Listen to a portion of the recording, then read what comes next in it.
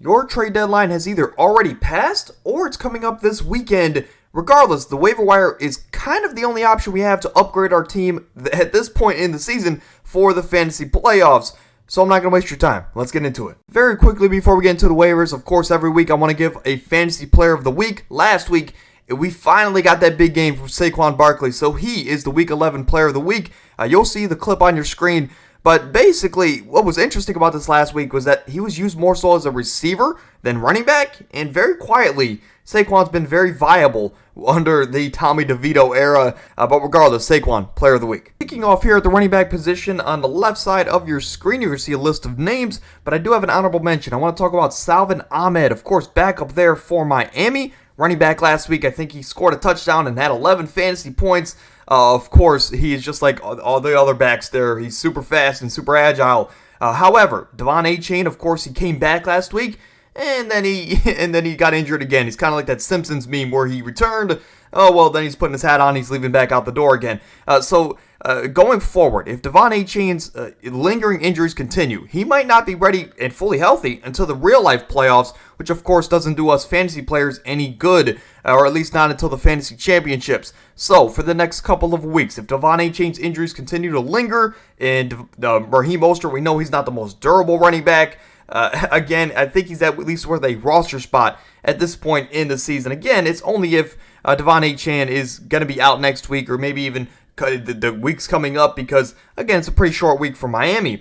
But on the left side of your screen, again, the bottom four names, it's the same song and dance. Zeke Elliott, Tajay Spears, Jerick McKinnon, and Ken Gainwell. They're all four in a position where they're in offenses that can effectively run the ball, or at least use their running backs. So if the starters go down in their offenses, these are all four guys that could be viable and good pieces on championship-winning teams down the stretch. So if you have a backup kicker, or if you have a third-string tight end or third-string quarterback, unless it's crazy that you have, three elite quarterbacks, drop one of those guys and go ahead and pick up one of these running backs in the chance that the starter of their teams get hurt. Again, we don't want to prey on injuries, but if it does happen, it is the game of football. These guys could be good pieces for fantasy championships. I do want to mention, out of those bottom four names, Tajay Spears, if you're in a bind, that he does play Carolina this week. Of course, Carolina is terrible against, all around on defense, but especially against the run. So Tajay Spears, if you need a running back out of these four, I would go after him, of course, given the matchup. But the main guy I want to dive into today, and of course he is the number one waiver wire pickup on the week, is Zach Charbonnet, rookie out of UCLA, if you didn't know. But again, Ken Walker went down with an ankle injury in last week's game. He is most likely not going to play in this short week on Thursday night on Thanksgiving against a tough San Francisco 49ers defense. So, if Ken Walker's not playing, Zach Charbonnet is going to be the back in this backfield. And of course, the majority of his work comes in the receiving game and not the rushing work. So, Zach Charbonnet, of course, can be very viable against a very tough San Francisco defense. So to me, this is an offense that's going to need to put up a lot of points against San Fran. Zach Charbonnet should get a lot of work there. So to me, no doubt, number one waiver wire pickup on the week, because if Ken Walker's injury is worse than we imagine, well, Zach Charbonnet could be a starter for us in the fantasy playoffs. But at the wide receiver position, of course, on the right side of your screen, you see the percentages owned, and I don't typically like to go over 50%. So if it's 50%, I'll include you in these videos, but there is an exception to that rule. Josh Downs, of course, stud rookie wide receiver. He is owned in exactly 50% of leagues. I do not know why he's not owned in more than 50% of leagues. So I didn't even include him on this list because that's obvious. If he's on your waivers, please go grab Josh Downs. I know that they just had a bye week, but go grab Josh Downs. He's been very solid no matter who the quarterback is there in Indianapolis. But I'm on the left side, we have guys like Odell Beckham, Elijah Moore, Jaden Reed, Rashid Shaheed, and Tutu Atwell. I guess this is a good time for Jaden Reed. Of course, he had a 30-yard rushing touchdown last week. But it's also a good time to mention Romeo Doubs. He's only owned in 52% of leagues. So if both of those Green Bay receivers are on your waivers, I do like them. However, it's very hard to start Green Bay wide receivers just with how terrible that offense has been all year. But given the fact that Aaron Jones is now going to be out for an extended amount of time, that might force the hand of this offense to pass the ball more than they would originally like. So guys like Jaden Reed, Romeo Doubs, even a Luke Musgrave we'll talk about in a little bit, those are guys that could get more work down the stretch of the season. But Elijah Moore had like 9 targets last week with Dorian Thompson-Robinson as his quarterback. It looks like Elijah Moore is actually going to be a pretty decent option for us fantasy players. I know I hyped him up last week, but that was, of course, before the Deshaun Watson news released. So Elijah Moore, to me, very solid. But again, these bottom 4 receivers, it's very hard to trust them on a week-to-week basis. Rashid Shaheed has actually been very solid. We've kind of view him and view the archetype, I guess you could say, of the style of receiver he is as just a deep threat, a guy that's going to get a 1 reception for 50 yards a week, and that's it. And if he doesn't get that deep ball every week, he scores 0 points. But however, Rashid Shaheed has actually been getting decent amount of targets the last couple of weeks. I know he's coming off of a bye week, so he's even fresher. Not that there was any injury concerns. But he's actually been very solid. If you look at his numbers, it's consistently 6, 7, 7, 7, 13, 20. So it's like, Rashid Shaheed, a solid option. He's more than a deep threat is the point I'm getting at. And then Tutu Atwell, of course, with the Cooper Kupp injury. We don't know when Cooper Kupp's going to return. I have a small fear. I have Cooper Kupp on my teams that he might end up just getting shut down for the season, saying that the Los Angeles might just want to go get their draft pick. But regardless, for the remainder of the season, Tutu Atwell is the number 2 in that high-powered passing offense. But the receiver I want to dive into today is Odell Beckham Jr., of course, OBJ. It's just awesome to see that he's back to his old self, or at least a glimpse of his former self.